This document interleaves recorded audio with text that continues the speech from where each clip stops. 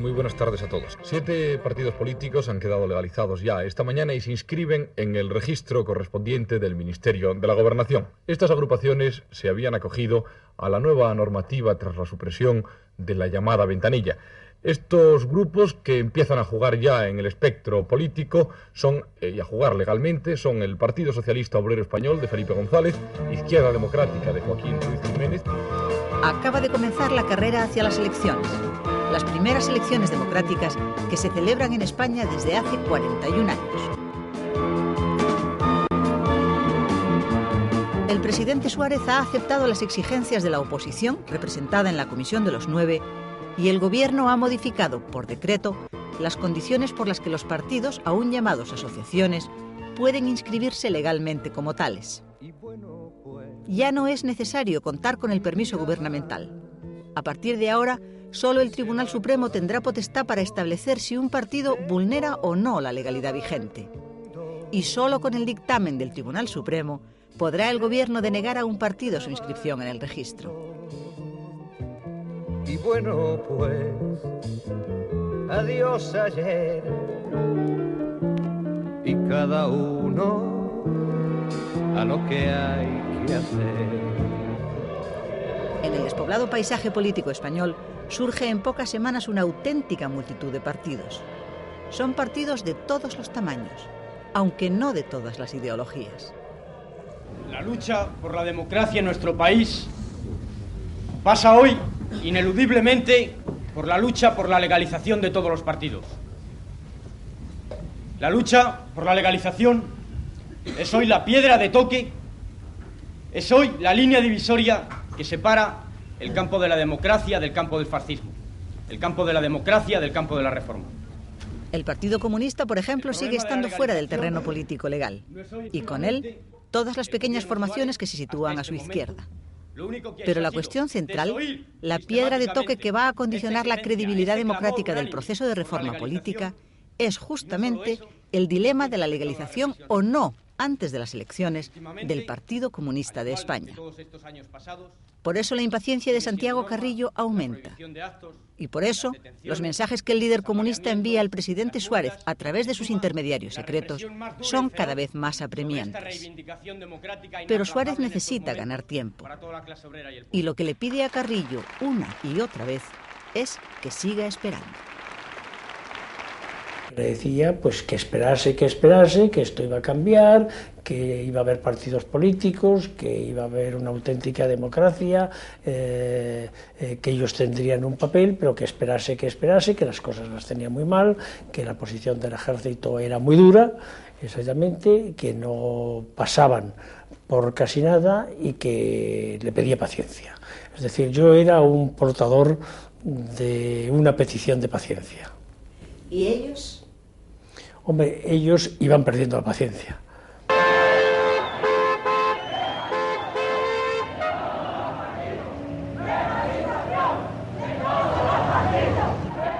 Los movimientos de Santiago Carrillo no se reducen, sin embargo, a presionar a Suárez a través de los contactos secretos entre Jaime Ballesteros y José Mario Armero.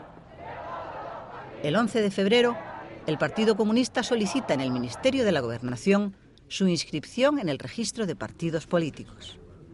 Y para ello presenta la documentación necesaria y los estatutos del partido. Estos estatutos han sido redactados específicamente para esta ocasión y resultan incluso más moderados que los del Partido Socialista. Por ejemplo, no existe en ellos mención alguna al marxismo como base ideológica del partido, cosa que sí aparece en los estatutos del PSOE. Y tampoco figura entre sus objetivos el de la transformación progresiva de la sociedad española hasta lograr alcanzar una sociedad comunista.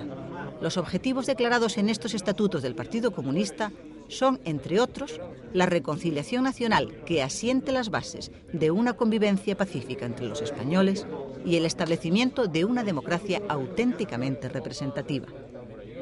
Así pues, y desde el punto de vista de la legalidad vigente, estos son unos estatutos inmaculados. El Partido Comunista presenta ante el Ministerio de la Gobernación unos estatutos absolutamente inocuos. Han desaparecido de él todos aquellos conceptos que pueden resultar irritantes o discutibles desde el punto de vista jurídico.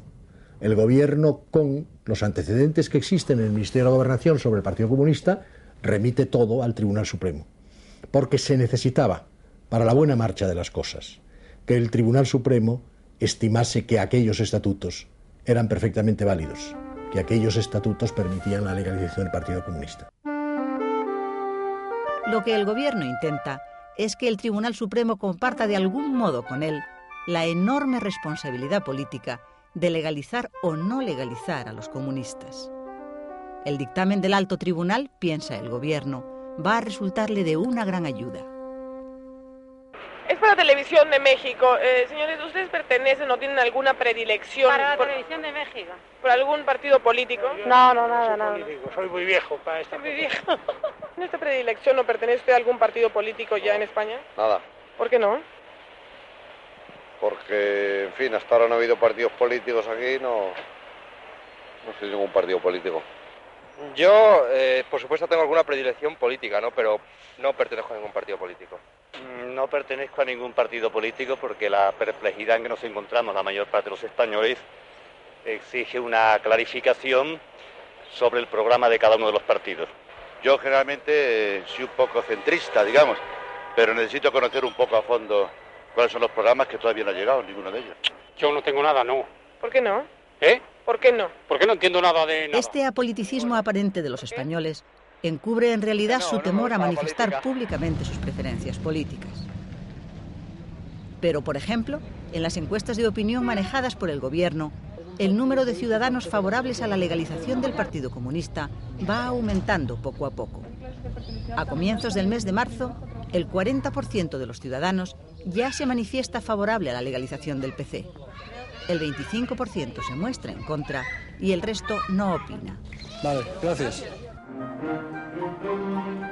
Con la inscripción en el registro de partidos políticos de una buena parte de las formaciones pertenecientes a la oposición democrática, se ha abierto la carrera hacia las elecciones. A partir de ese momento, cada partido busca su mejor posición para concurrir a los comicios.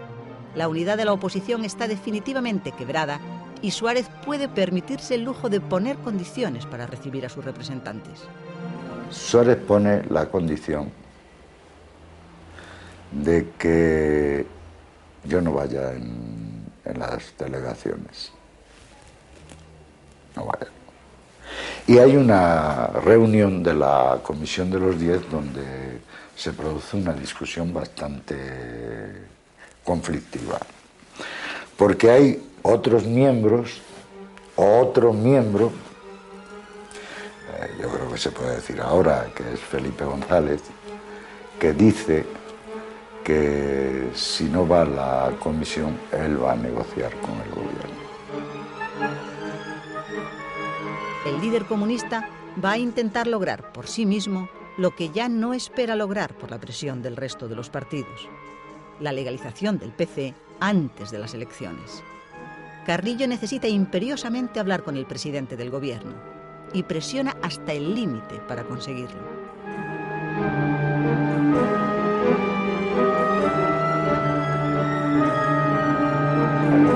Lectura del libro del Génesis. En aquellos días Dios sacó El 27 de febrero es domingo. A primeras horas de esa tarde, Adolfo Suárez tiene previsto acudir a una cita rigurosamente secreta y sumamente arriesgada. El presidente del gobierno ha aceptado encontrarse cara a cara y por primera vez con el secretario general del Partido Comunista de España. Suárez es consciente de que se está acercando inexorablemente el momento en que ha de tomar una decisión histórica, aunque de consecuencias imprevisibles. Un paso extremadamente audaz que, de darse, podría ser capaz por sí solo de hacer fracasar todo el proceso de reforma emprendido, o podría, por el contrario, suponer la victoria definitiva en el esfuerzo por conquistar la democracia.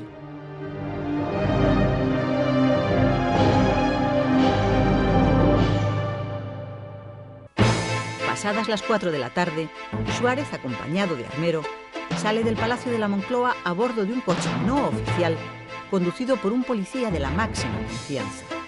El encuentro entre los dos hombres, Suárez y Carrillo, va a tener lugar en una casa que José Mario Armero tiene en las afueras de Madrid.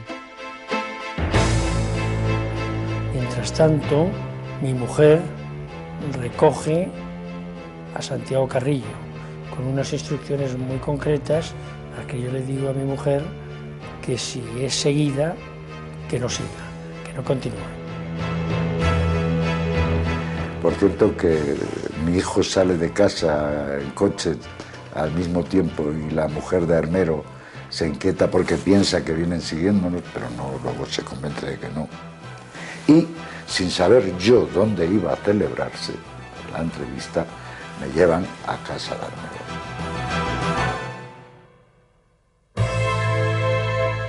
El vicepresidente del gobierno, Osorio, y el presidente de las Cortes, Fernández Miranda, son los únicos a quienes Suárez ha informado de sus propósitos.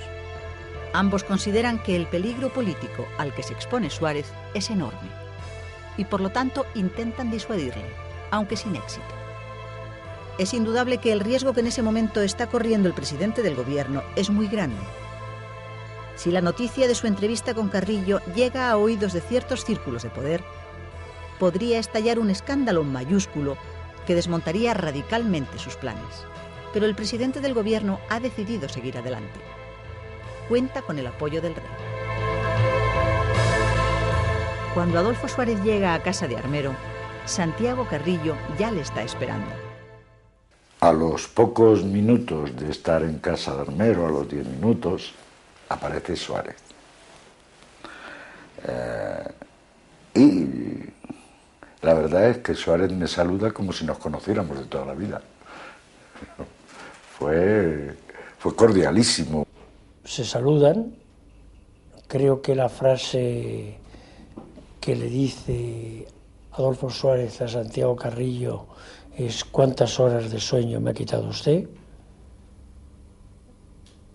Pasamos a una especie de cuarto de estar, salón que hay, donde se sientan estos señores.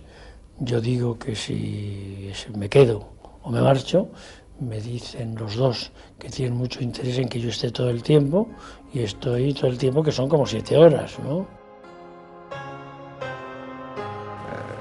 Yo recuerdo que al comienzo yo le dije, bueno, vamos a hablar de política con P mayúscula o con P minúscula. No, Suárez me dice, no, con P mayúscula. Y entonces conversamos sobre la situación económica del país, sobre cómo veíamos el proceso de democratización en España, del Partido Comunista, de lo que había hecho el Partido Comunista. Hablamos también de los problemas que tenía el gobierno, de las dificultades que tenía el gobierno. Hablamos del tema de si monarquía sí, monarquía no. Se fuman los dos un montón de paquetes de tabaco.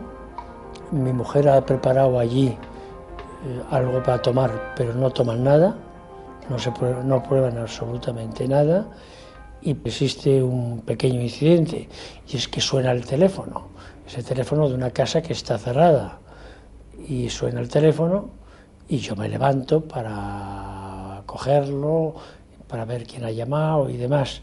Y cuando yo luego se lo comento a los dos, ninguno de los dos se había enterado que había sonado el teléfono. Esas casi 7 horas de conversación general giran en realidad en torno a un único eje: la legalización o no del Partido Comunista antes de las elecciones. Esa es la pretensión principal de Santiago Carrillo, y esa es la reticencia principal de Adolfo Suárez.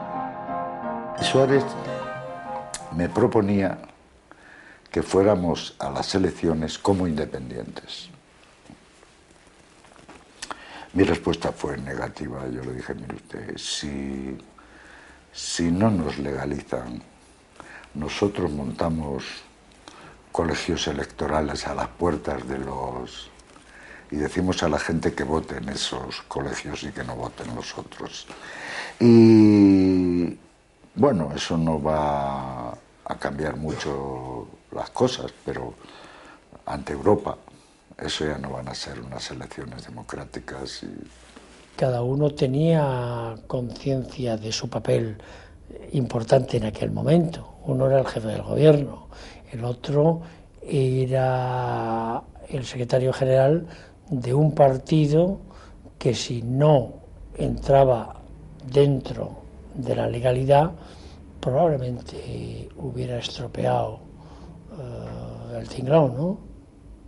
Entonces nos susteábamos y me dice: usted sabe que en este país hay gente muy importante que está contra la legalización del Partido Comunista, porque piensa que derrotó al comunismo internacional en la guerra y que no tiene sentido que el Partido Comunista reaparezca en este país. Yo le dije: sí, pero si usted y el rey quieren, ¿no?, legalizan al Partido Comunista, ¿no? La verdad es que Suárez, sin afirmarlo categóricamente, pero me dio a entender que iba a hacer todo para legalizar el partido. Yo creo que vieron que eran dos personas que se podían entender. Sí, es decir, creo que fue positiva la reunión. No fue importante, pero fue positiva. La verdad es que todo el mundo sabe que Suárez es un charmer, un encantador, un seductor, y que en esa entrevista, al final, yo salí convencido de que Suárez quería de verdad un sistema democrático y que estaba dispuesto a jugárselo todo para lograrlo. Y de ahí nació la amistad que luego he tenido con él. Cuando Adolfo Suárez y Santiago Carrillo abandonan la casa, es casi medianoche. El líder comunista tendrá que seguir esperando, aunque ya está seguro de que la espera va a ser corta.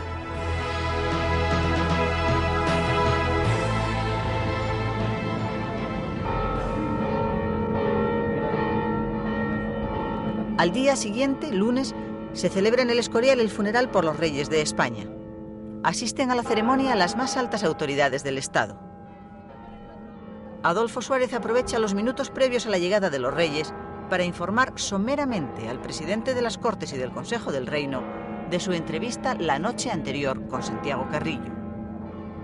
El presidente del gobierno sabe que Fernández Miranda no aprueba en absoluto el modo en que se ha llevado a cabo el contacto con el líder comunista. Un contacto que ha tenido más ribetes de aventura política que de auténtica planificación de Estado. Y por eso no le da demasiados detalles del encuentro. A quien sí ha informado exhaustivamente y nada más terminar su encuentro con Carrillo ha sido al rey don Juan Carlos. Porque, aunque Suárez está convencido de que la decisión de legalizar a los comunistas tiene que ser asumida por él en solitario, es evidente para todos que un paso de este tipo no solo podría tener consecuencias políticas para el gobierno, podría también implicar a la corona.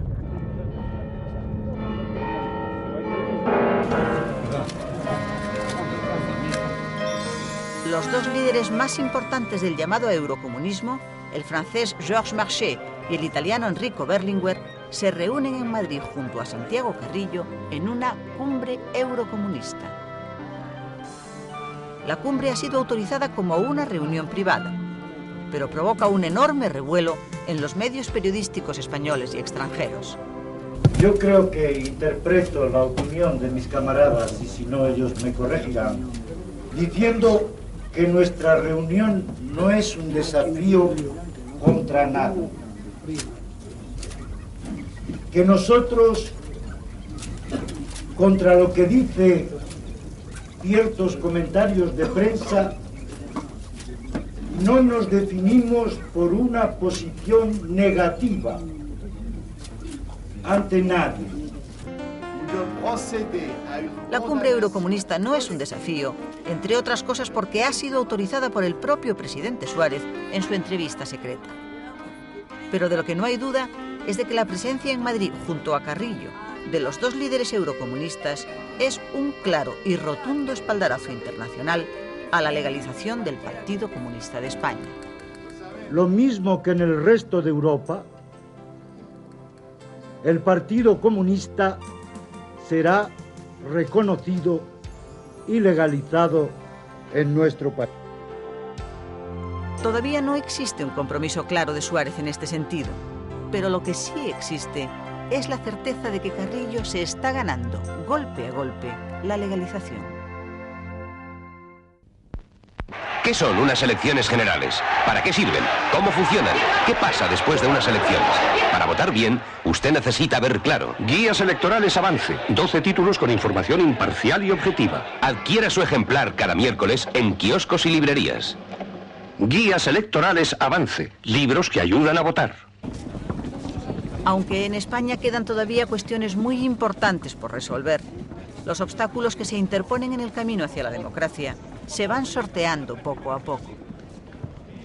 Los partidos políticos se preparan ya para enfilar la recta final hacia las elecciones. El presidente del gobierno está ganándose el apoyo creciente de la población. Las encuestas de opinión pública así lo atestiguan.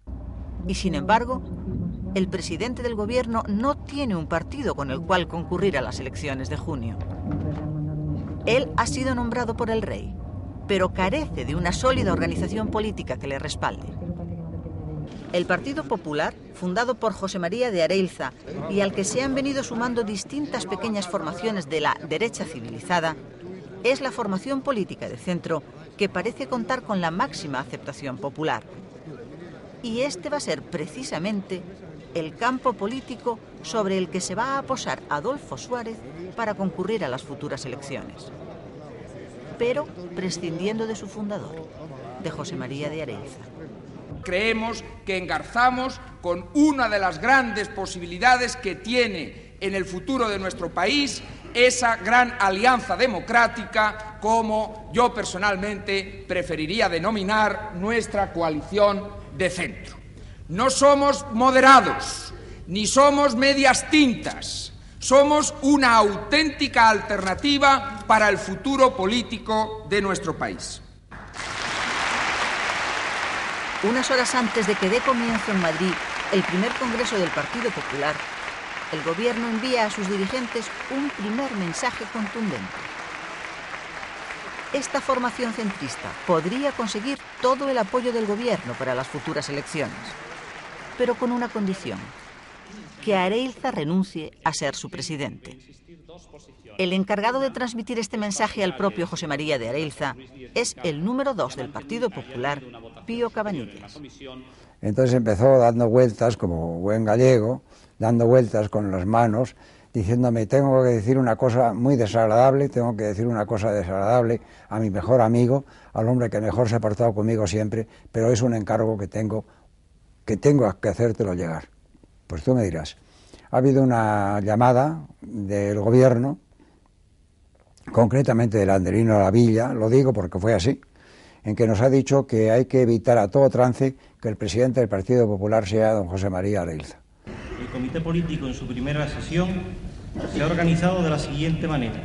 Presidente, don Pío Cabanillas Caño.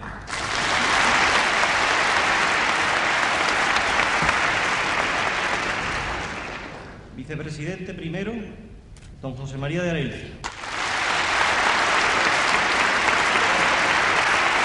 Pues simplemente lo que hice es hacer el discurso con el elogio de Pío Cabanillas, volví a decir lo que era el partido y ahí se acabó la primera parte. Yo suponía que iba a haber una segunda parte y vino. La segunda parte vino el día 19 de marzo, fiesta de San José, en una cena a la que asisten importantes personalidades del espectro político de centro. En la sobremesa, los representantes del gobierno plantean la cuestión a sus interlocutores con la máxima crudeza. Mensaje que se dio el día 19 de marzo después de las copas. Pues después de las copas hubo un silencio y el Anderino de la Villa y me parece que Alfonso Osorio explicaron que mi presencia al frente del Partido Popular, no ya en la presidencia, sino en cualquier cargo rector, sería mal vista por el gobierno y que no tendría el Partido Popular ninguna clase de acceso a reparto de poder, a buscar fórmulas conjuntas de lanzamiento, de etcétera, etcétera, etcétera. Era absolutamente mi expulsión de la vida pública política del Partido Popular.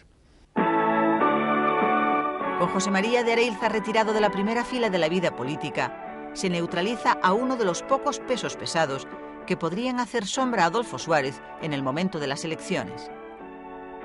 A partir de ese instante, pues, el Partido Popular y la coalición que se está formando a su alrededor, llamada Centro Democrático, pasan a ser el entramado político que va a servir muy pronto como trampolín de la candidatura de Adolfo Suárez para las elecciones del 15 de junio.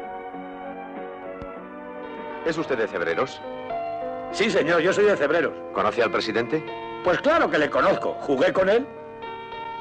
Conozca usted también a Adolfo Suárez.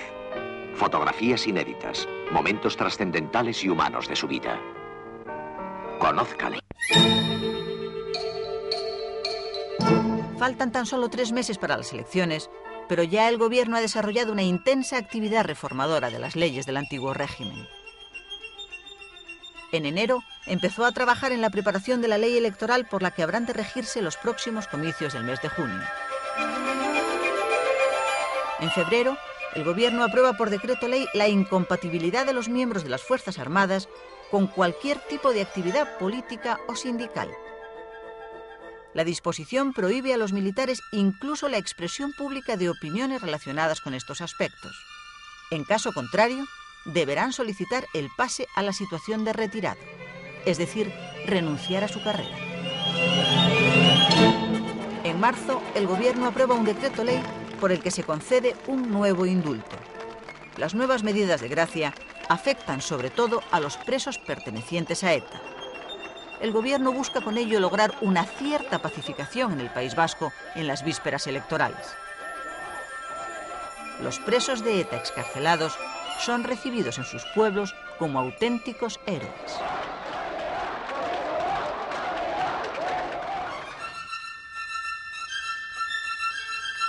A finales de marzo se aprueba en las Cortes la nueva ley de libertad sindical. Enseguida deja de ser obligatoria la pertenencia al sindicato vertical, la organización sindical franquista, y quedan reconocidas las organizaciones sindicales hasta ahora ilegales como comisiones obreras, UGT, USO o la CNT. Previamente y por decreto ley ya ha sido reconocido el derecho a la huelga. También los empresarios españoles empiezan a tomar posiciones. Condenada a muerte la organización sindical franquista en la que estaban encuadrados obligatoriamente empresarios y obreros, los empresarios inician un movimiento de aproximación entre sí. Este acto al que acuden en masa en el mes de febrero es el germen de la futura organización empresarial española. Lo que es evidente es que en la historia de España no debe repetirse jamás aquellas luchas sociales que antaño tuvimos y que condujo a nuestro país a un verdadero caos y a un baño de sangre y de miseria.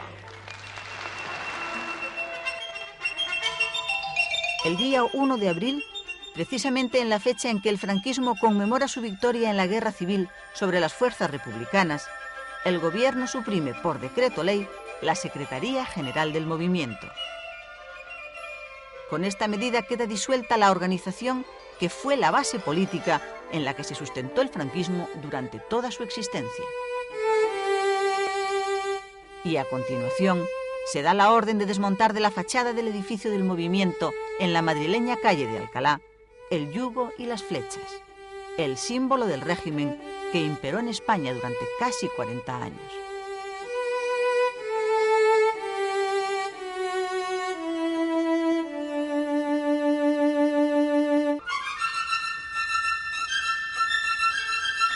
Y el mismo 1 de abril, el Tribunal Supremo devuelve al gobierno el embolado político que éste había intentado compartir con el Alto Tribunal. La Sala Cuarta se declara incompetente para pronunciarse sobre la legalización o no del Partido Comunista. Es decir, el Supremo se inhibe. El asunto, viene a decir la Sala Cuarta del Tribunal Supremo, es de la exclusiva responsabilidad del gobierno que preside Adolfo Suárez.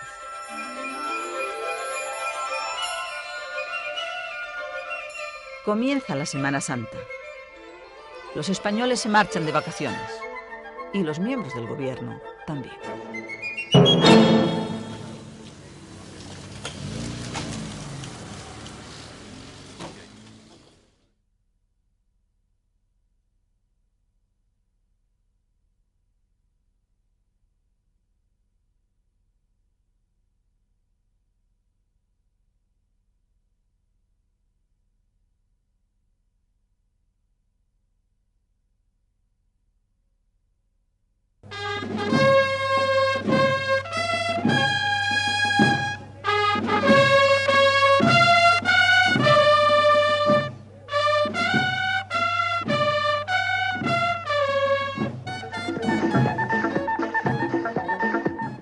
Señoras y señores, hace unos momentos, fuentes autorizadas del Ministerio de la Gobernación han confirmado que el Partido Comunista... que el Partido Comunista de España ha quedado legalizado e inscrito en el... Hace unos momentos, fuentes autorizadas...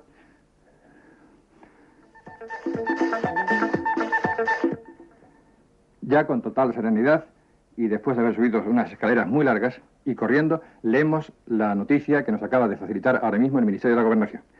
Dice así: hace unos momentos, fuentes autorizadas del Ministerio de la Gobernación han confirmado que el Partido Comunista de España ha quedado legalizado e inscrito en el registro de asociaciones políticas de dicho ministerio. Repetimos, pues, que el Partido Comunista de España ha sido legalizado por el gobierno español. Pedimos perdón a nuestros oyentes. Eso era la ruptura. La ruptura con el pasado era la destrucción de todo lo que ha sido la argumentación básica del franquismo. El franquismo había surgido para contener la revolución comunista. No, que se legalizase al Partido Comunista era romper ya con eso definitivamente. La ruptura han sido otras cosas también. Pero ese yo creo que es el momento crucial y por eso el más difícil de la transición.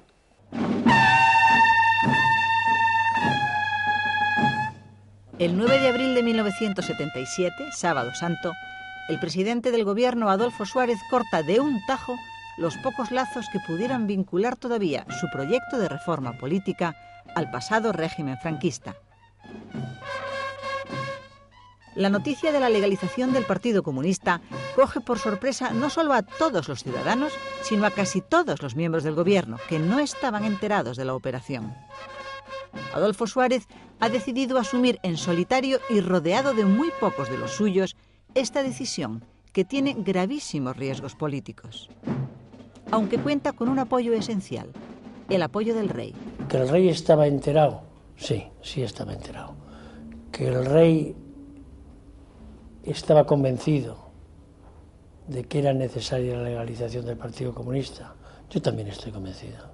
Primero porque yo conozco la opinión del rey, coincidente con la de su padre, que siempre pensó que tenían que estar todos los partidos políticos dentro del juego y que si un partido como el Partido Comunista no entraba, podía trastornar toda la operación. Que por eso yo creo que él tiene el aliento y el apoyo del rey y de pocos más, de muy pocos más. Cuando comienza la Semana Santa, solo 5 ministros de los 19 que componen el gobierno saben que el presidente Suárez se dispone a legalizar de forma inmediata al Partido Comunista. Son los vicepresidentes Alfonso Osorio y General Gutiérrez Mellado, el ministro de la Gobernación, Rodolfo Martín Villa, el de Justicia, Landelino Lavilla, y el secretario general del movimiento, Ignacio García. El lunes santo, día 4 de abril, Adolfo Suárez les ha planteado claramente el problema. Hay que convocar elecciones para antes de 3 meses, y con los comunistas fuera de la legalidad, esas elecciones ni serán pacíficas, ni se considerarán libres, ni tendrán el menor crédito democrático en el resto del mundo. La legalización del PC debe pues hacerse, y ha de hacerse ya. Alfonso Osorio es el que más insiste en la necesidad de que exista un dictamen jurídico que respalde una decisión política tan arriesgada. Está pensando en realidad en la reacción de los militares cuando se encuentren con que el Partido Comunista ha pasado a ser legal en España.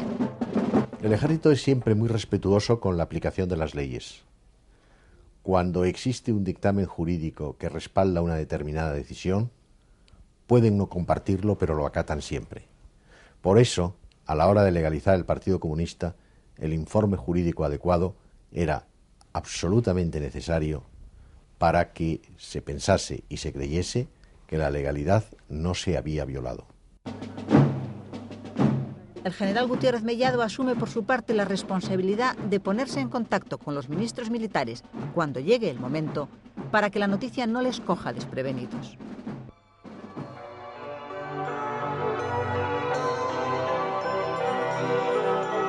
Mientras tanto, Santiago Carrillo está en Cannes. ha salido de España a petición del propio presidente del gobierno. Me recomiendan que, si es posible, no esté yo aquí. Y yo aprovecho la relación con Lagunero para irme unos días con él a su casa en Cannes. A la espera, quedamos con Armero en que él me llama en cuanto se produzca la legalización. La espera de Carrillo será una espera corta, porque la decisión de Adolfo Suárez ha sido tajante. Antes de que termine la Semana Santa, el Partido Comunista tiene que estar legalizado.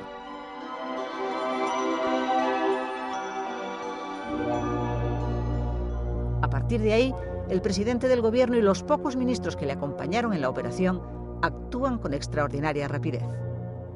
Disponen de un máximo de 5 días y siguen un plan trazado de antemano. El gobierno sabe que no puede ya contar con el respaldo del Tribunal Supremo, puesto que éste se ha inhibido de la cuestión. Necesita, por lo tanto, encontrar inmediatamente otra base jurídica en la que poder apoyar esta arriesgada decisión política. El Ministerio de la Gobernación pide oficialmente y con carácter de absoluta urgencia al Ministerio de Justicia un informe que indique qué procede hacer en vista de la inhibición del Tribunal Supremo. Justicia contesta en cuestión de horas lo que Gobernación ya sabe, es decir, que lo que procede es consultar a la Junta de Fiscales. La Junta de Fiscales es convocada, pues, con carácter de máxima urgencia. A las 9 de la mañana del sábado santo, 9 de abril, la Junta de Fiscales, presidida por el fiscal del Reino, celebra una reunión extraordinaria. A las 12 del mediodía emite el informe que el gobierno le ha pedido. No se aprecian, dice el Ministerio Fiscal, indicios de ilicitud penal en la documentación presentada por el Partido Comunista para su legalización. Minutos después de recibidas estas conclusiones, sale del Ministerio de la Gobernación el documento por el que se dispone la inscripción del Partido Comunista de España en el registro de asociaciones políticas. El PCE ha sido legalizado.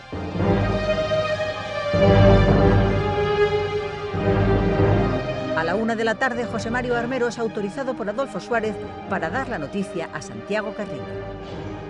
Yo llamé, como había quedado, me parece que a la 1, con Adolfo Suárez desde un bar Álvarez del Rastro. Después me marché para hablar ya más tranquilamente a casa de Basilio Martín Patino. Desde allí hablé con Santiago Carrillo y le comuniqué la noticia, que en principio pues él casi no podía creer.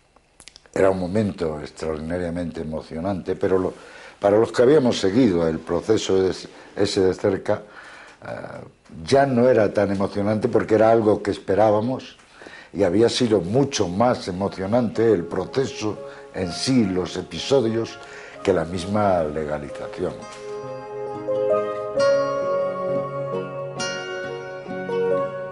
La noticia se mantiene en secreto hasta las 6 de la tarde. Esas 5 horas de silencio se emplean en atar algunos cabos importantes. Uno de ellos es el contenido y el tono de la declaración que Carrillo va a hacer pública en cuanto se dé la noticia de la legalización. Suárez no quiere elogios provenientes del líder comunista que le puedan complicar todavía más las cosas. Él contaba pues con que estaba solo, con que no tenía ni amigos, ni ministros, ni militantes, exactamente, que le iban a apoyar y que se iban a encontrar con la noticia de la legalización exactamente en un momento hasta un poco difícil, como era en plena Semana Santa, cuando la gente se había marchado de Madrid.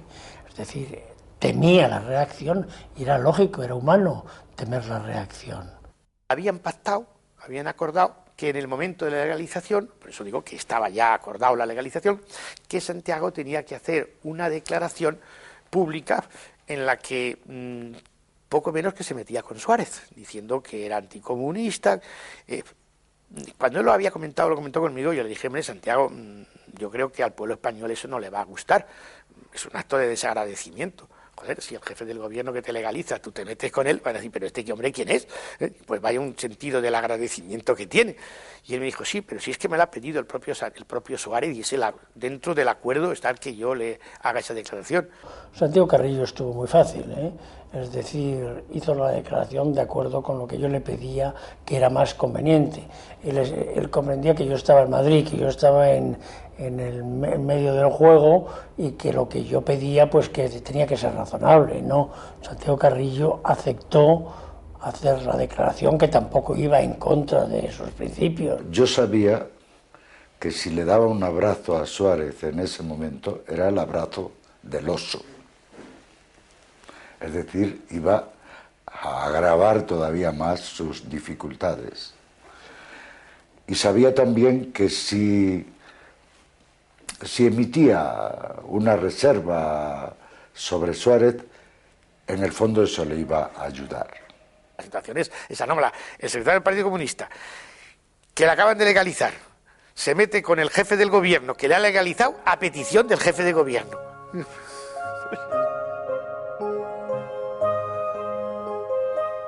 En su declaración, Carrillo se felicita por la legalización de su partido y exige una ampliación de las libertades políticas y sindicales. Pero añade, además, yo no creo que el presidente Suárez sea un amigo de los comunistas. Le considero más bien un anticomunista, pero un anticomunista inteligente que ha comprendido que las ideas no se destruyen con represión e ilegalizaciones y que está dispuesto a enfrentar a las nuestras las suyas. Bien, ese es el terreno en el que deben dirimirse las divergencias y que el pueblo, con su voto, decida.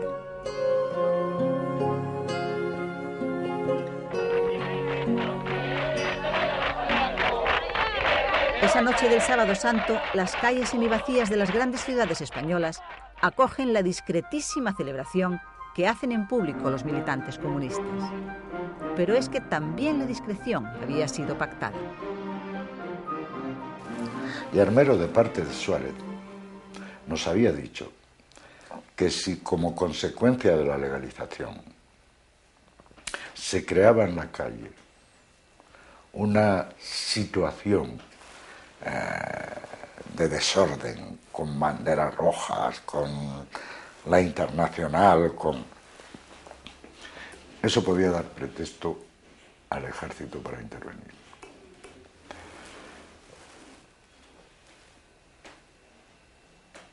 Quizás nos parecía un poco exagerada, pero tampoco era irreal, Y entonces decidimos aconsejar a nuestros camaradas, cuando ya sabíamos que iba a producirse la legalización, que fueran prudentes. Las recomendaciones de Santiago Carrillo se cumplen religiosamente en la calle, pero en el interior de las casas de los militantes y en la sede del propio partido, el júbilo es enorme. Son muchos años esperando este momento.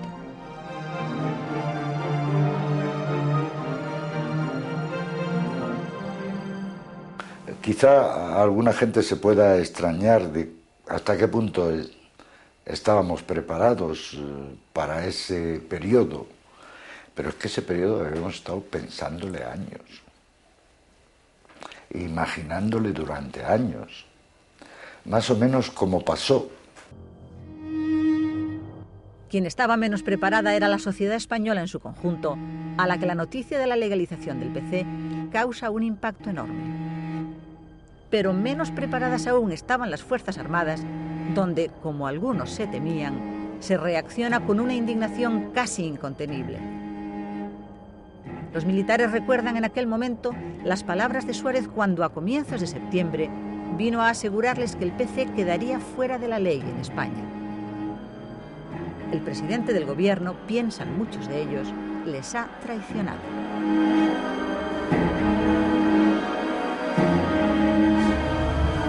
Para complicar todavía más las cosas, los tres ministros militares afirman que se han enterado de la noticia por la televisión, porque no solo no se les ha consultado, sino que nadie en el gobierno les ha puesto previamente al corriente de lo que iba a ocurrir, lo cual supone, afirman, un intolerable desprecio.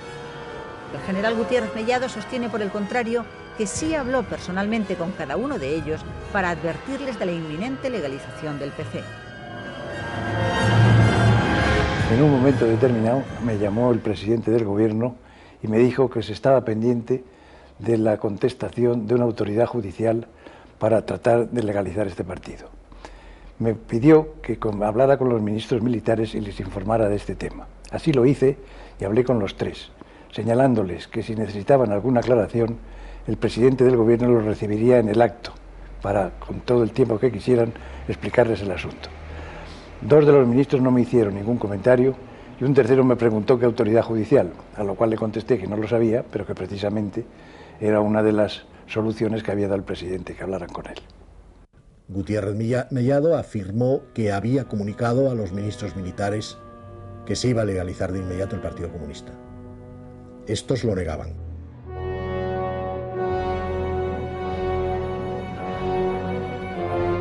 Una anécdota ilustrativa del ambiente que se respira en esos momentos en los cuarteles.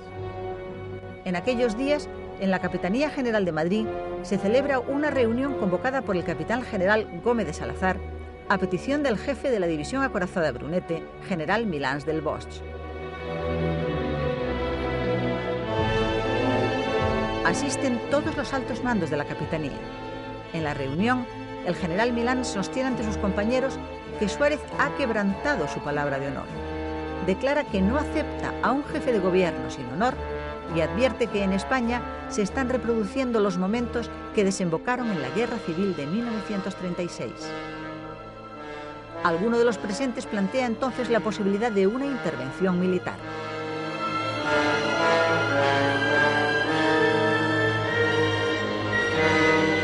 La idea es descartada, pero el solo hecho de que se discuta muestra el grado de tensión que la legalización del Partido Comunista ha producido en las Fuerzas Armadas.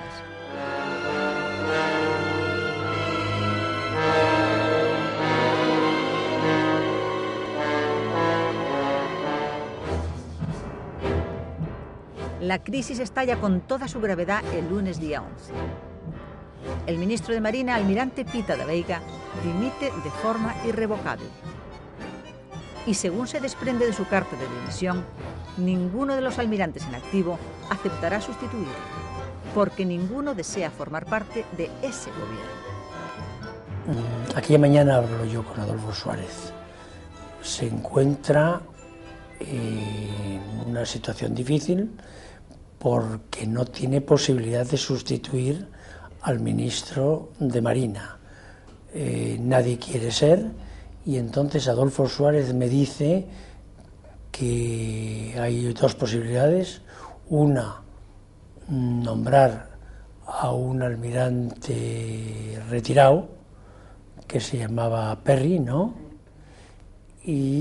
O hacerse él cargo de la cartera de Marina.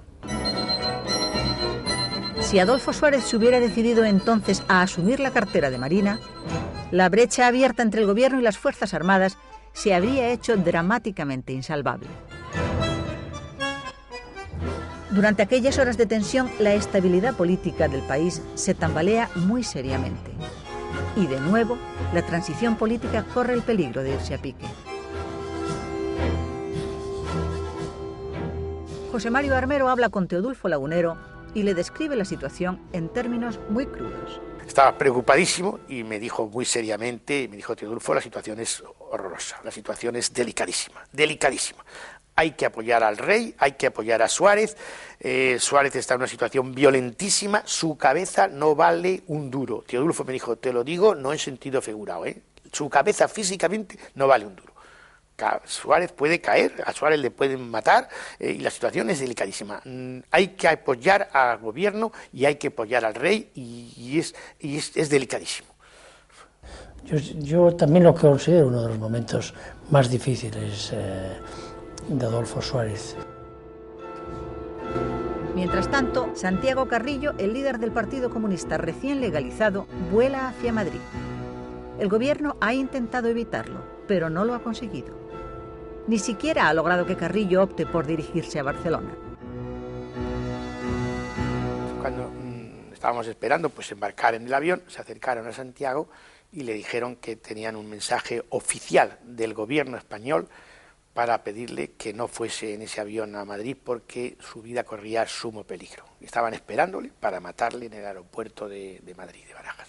Y que el gobierno había reservado en el avión que estaba al lado, las personas para embarcar, en un avión para Barcelona, habían reservado el gobierno 2 plazas de primera para Santiago y para Carmen para ir a Barcelona, para luego llevarle desde Barcelona a Madrid, sin que donde ya le estuviesen esperando la gente que sabía que iba o había trascendido en Madrid que llegaba.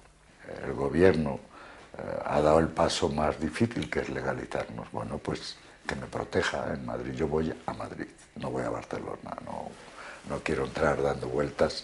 He entrado dando vueltas demasiadas veces.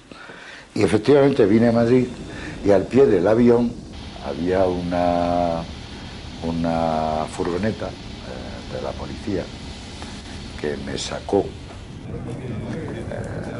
y evitó que la gente que estaba allá esperándome me viera.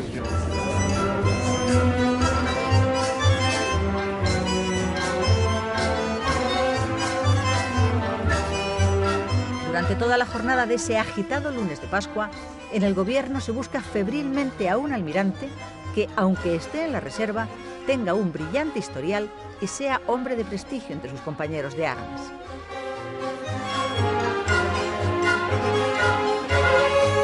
Ese hombre se encuentra. Es el almirante Pascual Peri Junquera, que había pasado a la reserva a petición propia 2 años antes, que tiene una brillantísima hoja de servicios y que está además en posesión de la Medalla Naval Individual, la condecoración más importante que después de la laureada de San Fernando se concede a la heroicidad.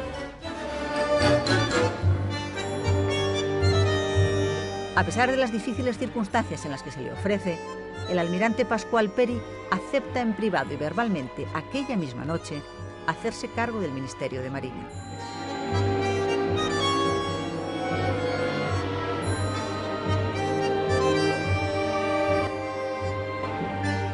Y yo creo sinceramente que Dios, que nos ayudó a todos, hizo que esa crisis, la crisis más grave de todo el proceso de transición, desde la muerte de Franco hasta las elecciones, se salvase solo con la dimisión de Pita, que fue sustituido por el almirante Peri Junquera, que estaba en la reserva, sí, pero que era un héroe. Pero la tensión militar no se desvanece por eso. Al día siguiente de la dimisión del ministro de Marina, el martes 12 de abril, se reúne el Consejo Superior del Ejército de Tierra en un ambiente de gran crispación. Están presentes todos los capitanes generales de las regiones militares, el jefe del Estado Mayor del Ejército, el director general de la Guardia Civil, el presidente del Consejo Supremo de Justicia Militar y el director de la Escuela Superior del Ejército, entre otros. El ministro del Ejército no asiste porque está enfermo. La tensión allí es enorme. El grado de indignación de los presentes es muy alto. Las referencias a Suárez son de grueso calibre. La idea de un pronunciamiento militar no resulta nada inverosímil en esos momentos. Pero los generales Vega Rodríguez e Ibáñez Freire consiguen finalmente apaciguar algo los ánimos. Apelan para ello a uno de los grandes valores castrenses, el valor de la disciplina. De todos modos, al término de la reunión, los asistentes redactan un comunicado que tardará aún 2 días en hacerse público. Aunque muy pronto se sabe en la calle que el tono empleado es de extraordinaria dureza.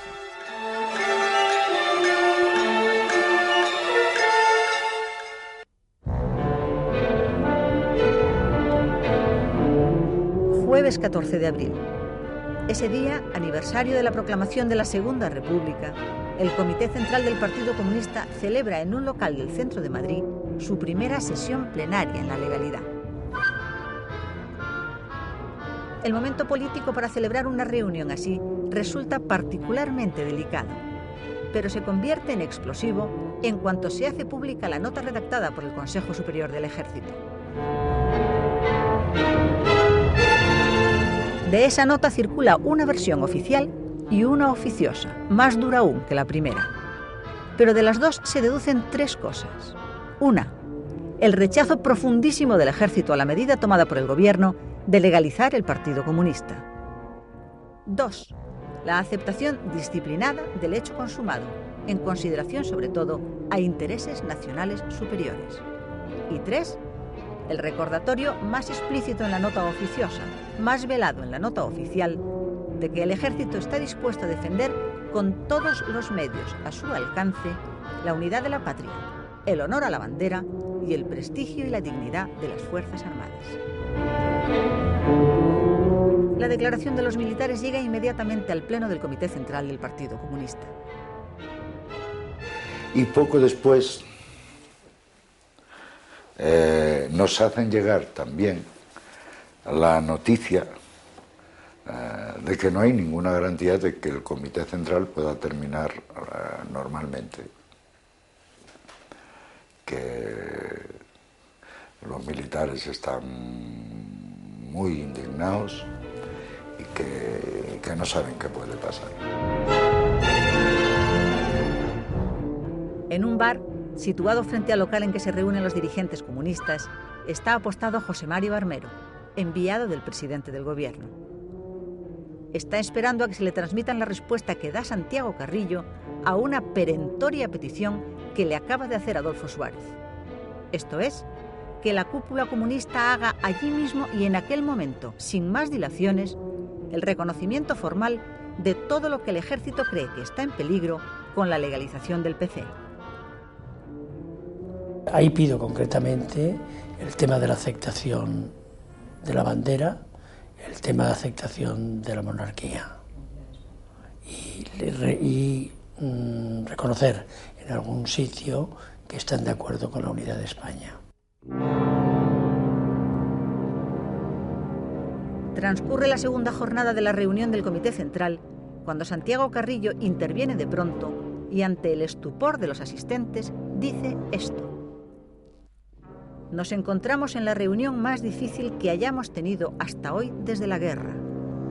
En estas horas, no digo en estos días, digo en estas horas, puede decidirse si se va hacia la democracia o si se entra en una involución gravísima que afectaría no solo al partido y a todas las fuerzas democráticas de la oposición, sino también a las reformistas e institucionales.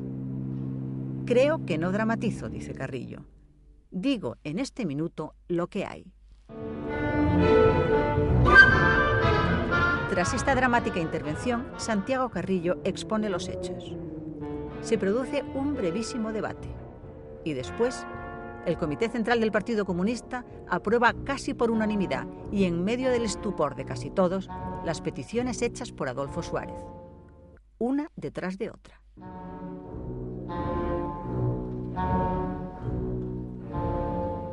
Hemos decidido colocar hoy aquí en la sala de reuniones del Comité Central, al lado de la bandera de nuestro partido, que sigue y seguirá siendo roja, la bandera con los colores oficiales del Estado. Junto a la bandera roja al otro lado del estrado, ha sido desplegada para la rueda de prensa una bandera española, roja y gualda. Es la primera vez que eso sucede en la historia del Partido Comunista. Pero Carrillo anuncia algo más. En los actos del partido, al lado de la bandera de este, figurará la bandera con los colores oficiales del Estado.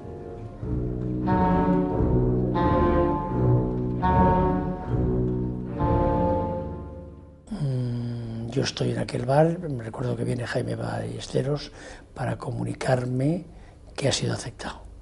Y yo me voy a la Moncloa para dárselo a Adolfo Suárez, para dar la noticia a Adolfo Suárez. Yo creo que aquel día dimos el paso más importante.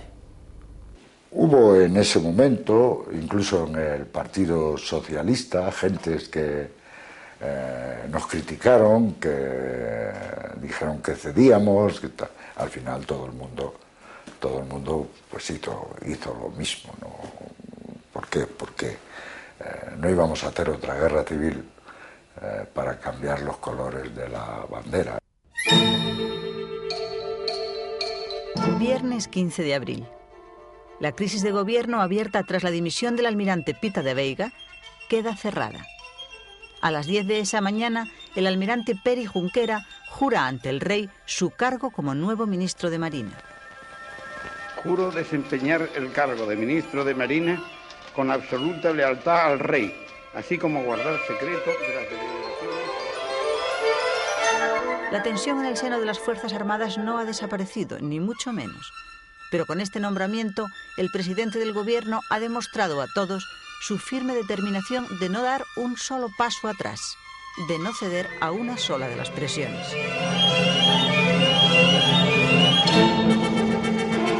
Horas más tarde se celebra, como todos los viernes, Consejo de Ministros.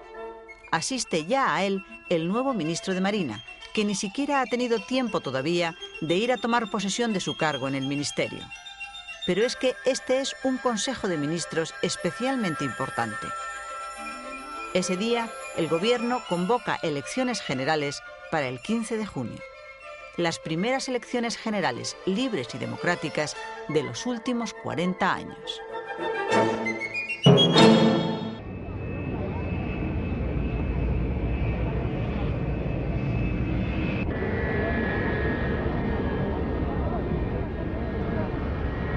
Durante los meses de abril y mayo regresan los últimos exiliados políticos. Al volver a España me emocionaba profundamente y no sabía cómo salir del momento aquel en el que me encontré en Madrid. Cuando estaba fuera de España se vivía de una gran emoción porque nos faltaba fundamentalmente España. Nos faltaban nuestros pueblos, nos faltaba en general España. Simplemente. Sí, sí, sí, Dolores ya está aquí. Sí, sí, sí, Dolores ya está aquí.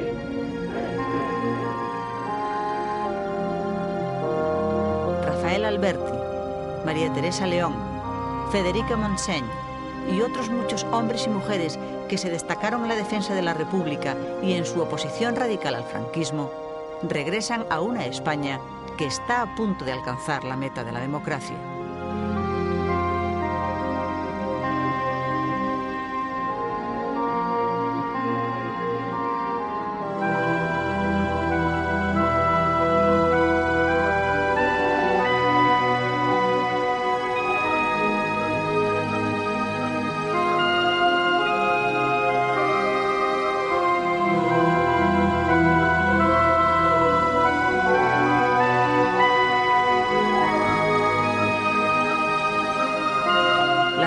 De los españoles, ese viejo sueño de tantos años, está empezando a ser una realidad.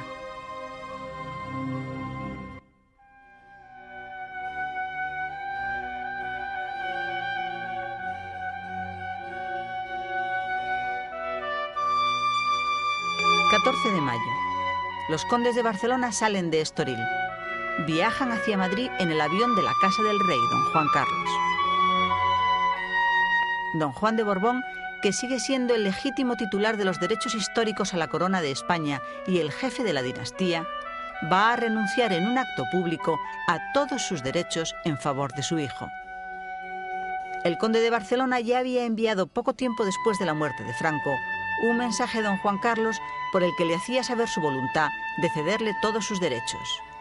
Pero el acto público de su renuncia se había ido retrasando a causa de la oposición de parte del gobierno y de altos representantes del Estado. Los reformistas del franquismo no deseaban de ningún modo dar la sensación de que las previsiones sucesorias de Franco, que había designado a don Juan Carlos como rey, no tenían valor alguno mientras don Juan de Borbón no cediera sus derechos. Por eso el gobierno no quería dar al acto de la renuncia otro carácter que el puramente familiar. Se intentó incluso que don Juan renunciara a sus derechos por carta. Y desde luego se negaron en redondo a que el acto tuviera lugar, como deseaba el conde de Barcelona, en el transcurso de una ceremonia solemne en el Palacio Real. En el Palacio de la Zarzuela, pues, y con la ausencia del presidente del gobierno y del presidente de las Cortes, don Juan de Borbón explica su posición de siempre sobre el papel de la monarquía y las razones que le llevan en ese momento a renunciar a sus derechos en favor de su hijo, el rey. Durante 36 años he venido sosteniendo invariablemente que la institución monárquica ha de adecuarse a las realidades sociales que los tiempos demandan, que el rey tenía que ejercer un poder arbitral por encima de los partidos políticos y clases sociales sin distinciones, que la monarquía tenía que ser un Estado de derecho en el que gobernantes y gobernados han de estar sometidos a las leyes dictadas por los organismos legislativos constituidos por una auténtica representación popular. Que aun siendo la religión católica la profesada por la mayoría del pueblo español, había que respetar el ejercicio y la práctica de las otras religiones dentro de un régimen de libertad de cultos como estableció el Concilio Vaticano II. Y finalmente, que España por su historia y por su presente tiene derecho a participar destacadamente en el concierto de las naciones del mundo civilizado.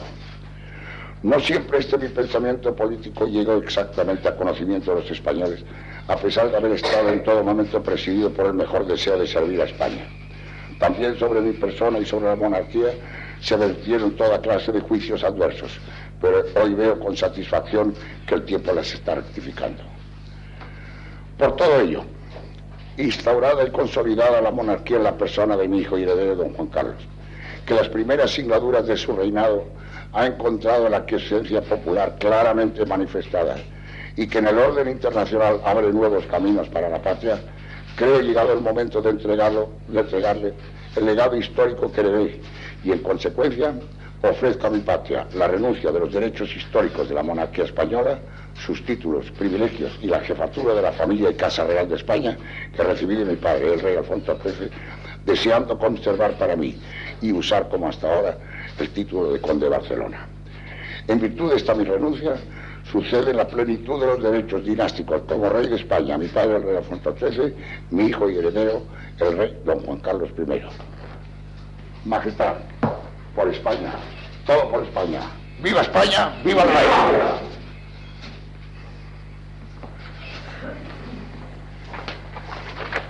Hoy, al ofrecer a España la renuncia a los derechos históricos que recibisteis del rey Alfonso XIII, realizáis un gran acto de servicio.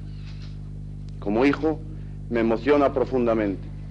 Al aceptarla, agradezco vuestra abnegación y desinterés y siento la íntima satisfacción de pertenecer a nuestra dinastía. Y es mi deseo que sigáis usando, como habéis hecho durante tantos años, el título de conde de Barcelona. En estos momentos de indudable trascendencia para España y para nuestra familia, y al recibir de tus manos el legado histórico que me entregas, quiero rendirte el emocionado tributo de mi cariño filial, unido al respeto profundo que siempre te he profesado, al comprender desde niño que sobre todo y por encima de todo, tú no has tenido nunca otro ideal que la entrega absoluta al servicio del pueblo español.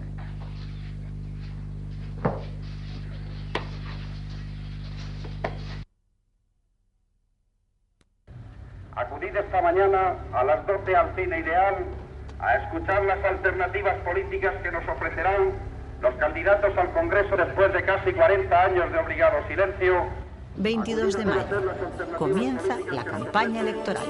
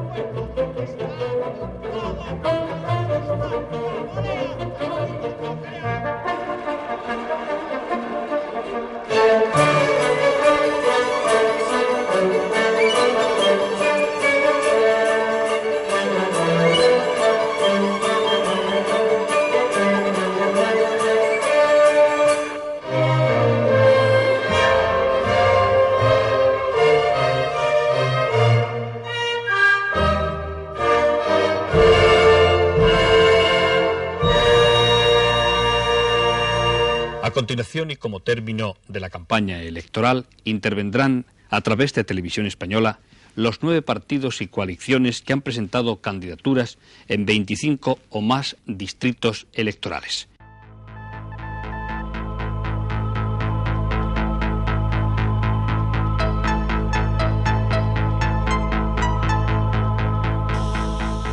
En estos momentos lo que conviene es estar de acuerdo, bajar las espadas, llegar al entendimiento común, tener la paciencia necesaria, la honradez que todos necesitamos y sentido común, sobre todo sentido común.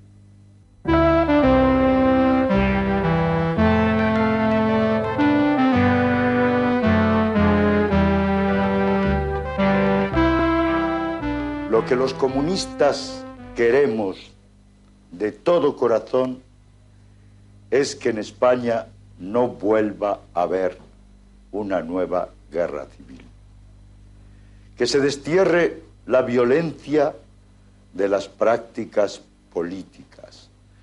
Que cada español, piense como piense, pueda pasear libremente por las calles, sabiendo que no va a ser asesinado ni arrestado cualquiera que sean sus opiniones. Hay que buscar la verdadera libertad. Hay que encontrar la fuerza para caminar. Hay que luchar por la única España de pueblos que se unieron al andar. Que se medite bien, que se haga un voto útil a un partido capaz después de defenderlo. Que no se vote por nostalgias, por resentimientos, no se vote por sentimientos de revancha. Hay que optar. En este momento hay que declararse, hay que dar la cara, no hay más remedio. Y hay que ver quién puede dar al país a la vez seguridad, orden y ley, restauración de la confianza, relanzamiento de la economía, reparto eficaz de la nueva riqueza. Plantarle cara, hay que decirlo, a los grandes enemigos de España, que son el marxismo y el separatismo. España se encuentra en uno de los más peligrosos trances por los que puede pasar una nación: el alarmante deterioro de nuestra economía, la insostenible situación del orden público, la sombría perspectiva del mundo social hacen justificado el temor de que si no encontramos un rápido y eficaz remedio, pronto nos encontraremos en un clima prerrevolucionario de imprevisible salida.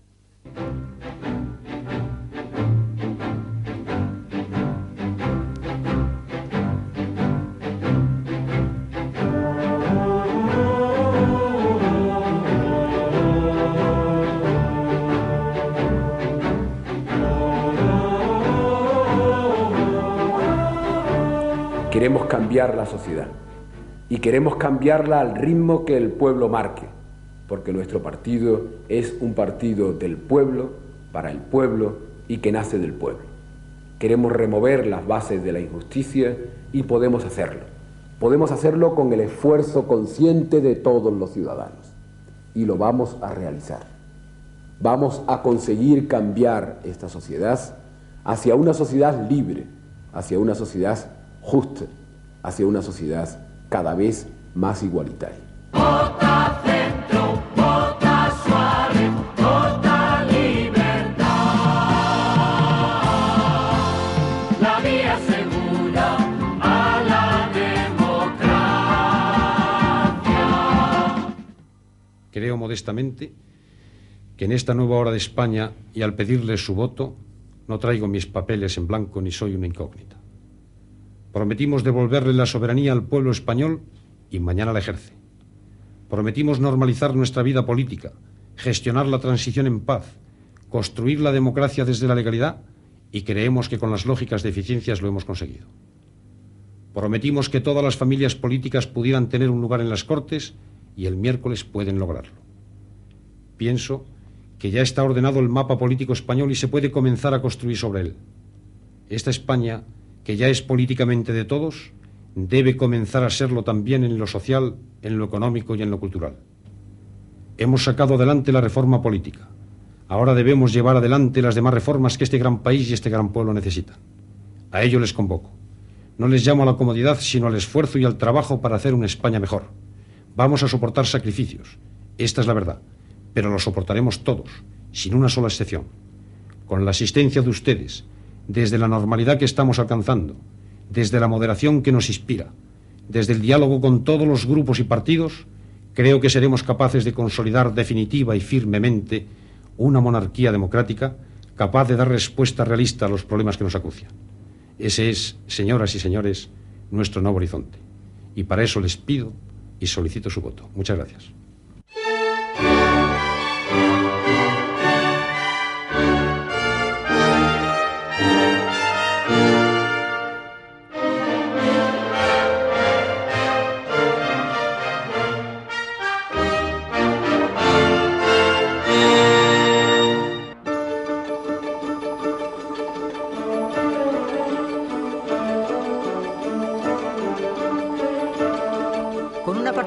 Masiva, un 77%, los españoles dibujan ese día el mapa político que desean para el país. Y lo dibujan con nitidez. El centro gana las elecciones. UCD, con 165 escaños y el 34% de los votos, es el partido más votado, aunque no obtiene la mayoría absoluta. A su derecha, el llamado franquismo sociológico que Alianza Popular dijo representar, obtiene muy pobres resultados.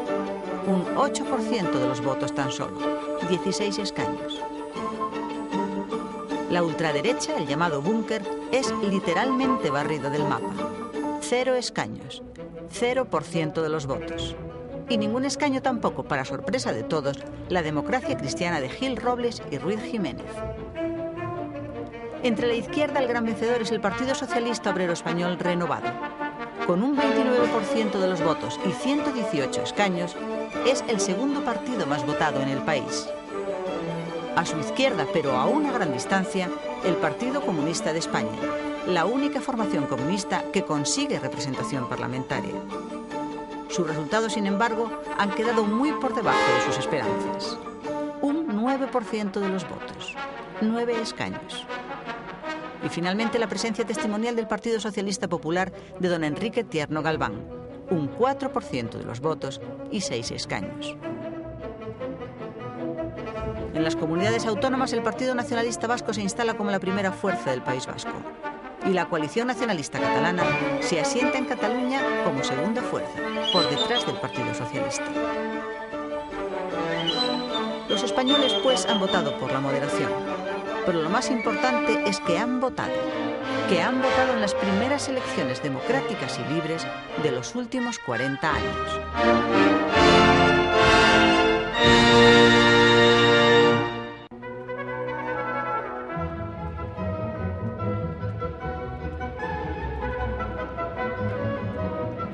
El día 22 de julio se celebra la primera sesión conjunta y solemne del Congreso y el Senado recién elegidos. La presencia de algunos de los representantes de la izquierda en los pasillos del Congreso hubiera resultado algo completamente inimaginable tan solo unos meses antes.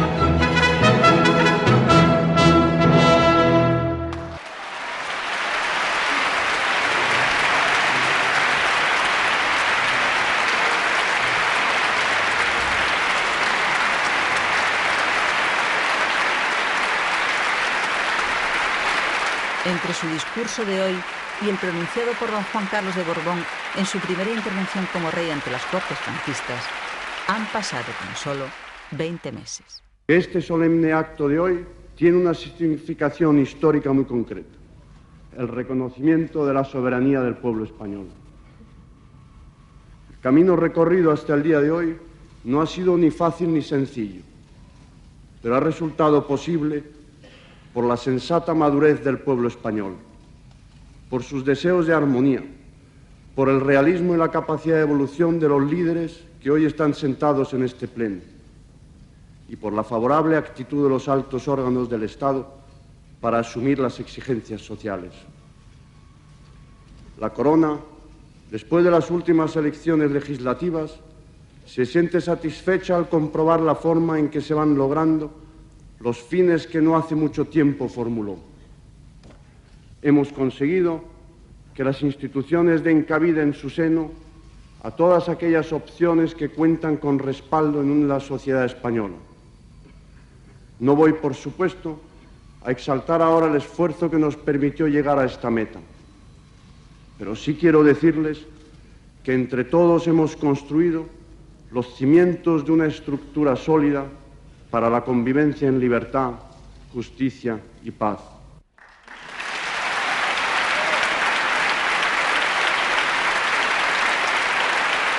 Los cimientos de la democracia quedan firmemente asentados ese día. Y de ahí en adelante, el edificio democrático habrá de ser construido día a día por todos los españoles.